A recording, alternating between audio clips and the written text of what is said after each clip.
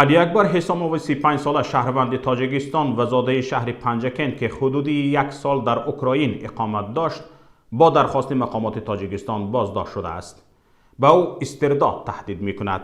مقامات تاجیکستان حسامov را با 2 ماده کودکس جنایی 307 دعوت عمومی در عمل برآوردن فعالیت اکستریمیستی ماده 401 زرخریدی متهم می کنند و در پیگرد قرار داده اند. طبق اطلاع منبع پیام در پرونده که مقامات تاجیکستان و مقامات اوکراین فرستاده اند، حسامov را به شرکت در جنگ‌های خاورمیانه متهم می‌کنند.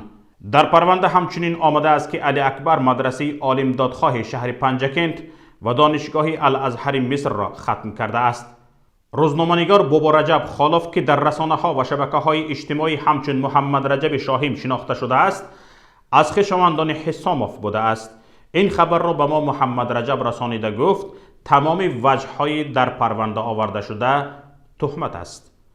محمد رجب شاهیم میگوید خودی او که طبق هر دوی همین ماده در پیگرد قرار دارد در مدرسه عالم دادخواه شهر پنجکند و دانشگاه الازهر مصر تحصیل کرده است و شاید مقامات بعض قسمهای پرونده حسامov را از پرونده او روی بردار کرده اند. قبلا خودی محمد رجب با درخواست مقامات تاجیکستان در ترکیه بازداشت شده بود، اما بنابر تصدیق خود را نیافتن هیچ وجه عیبنامه آزاد گردید. سلام درود بینندگان عزیز.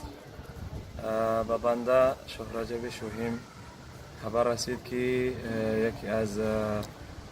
خویشاوندان من در جمهوری اوکراین بازداشت شده است با طلب جمهوری دیکتاتوری تاجیکستان، حکومتداری دیکتاتوران تاجیکستان و همه ما و شما چی در داخل چی در خارج میدونیم و فهمیدیم که این حکومت دیکتاتوری است و به هر راه و واسطه آزاداندیشانش را، حریفانش را تهدید میکند و بازداشت میکند، شکنجه و زندان میکند، حتی قتل و کشتار میکند. و شما در زندان شهر خوجند و در زندان شهر وحدت و اخیرا در نقل زندانیان در شهر خوجند به شهر دوشنبه کشته شدن چند زندانیان را مشاهده کردیم. حالا این حسامov علی اکبر که زاده ناحیه پنجکند ولایت سوخت جمهوری تاجیکستان می باشد و حالا در جمهوری اوکراین بازداشت شده است و ممکن است که به تاجیکستان استرداد شود. من از این فرصت مناسب استفاده برده همه سازمان‌های داخلی و خارجی از جمله سازمان ملل متحد و اتحاد اروپا و از حزب حرکت‌های داخلی تاجیکستان ما و شما اپوزیسیونی تاجیکستان که مثل پیمان ملی جمهوری تاجیکستان، حزب نهضت اسلامی تاجیکستان، انجمن آزاداندیشان و انجمن مهاجران آسیا و از همه ژورنالیستان و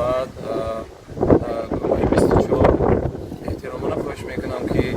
در این قضیه دخالت کنند تا این شهروند کامل حقوق، تا این شهروند بیگناه که من خویشاوند نزدیک من هست، من شهادت میدهم که او بیگناه است و 1 ساعت در یگان مدرسه داخلی و خارجی تحصیل نکرده است و 1 ساعت هم در قلمرو کشورهای بگیریم که سوریه و عراق و افغانستان نبود و من این چیزا به تمام اطمینان میگویم و از تمام شما دوستان و برادران احترامانه خواهش میکنم که در این قضیه بی‌طرف نباشید. علی اکبر حسامov حالا در یکی از بازداشتگاه‌های اوکراین قرار دارد و طبق گفته وکیل دفاعش به او استرداد به تاجیکستان تهدید میکند.